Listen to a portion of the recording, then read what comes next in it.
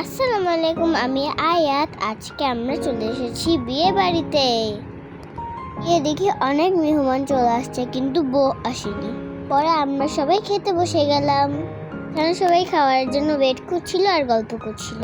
ওইখানে যাওয়ার পর সারপ্রাইজ হয়ে গেল। আমার দাদার বাড়িতে যারা একসাথে ছিলাম তাদের সবার সাথে দেখা হয়ে গিয়েছে। এই তো আমাদের খাবার চলে আসলো। খাবারটা অনেক মজার ছিল। অনেকদিন পরে আমরা বিয়ে খেলাম।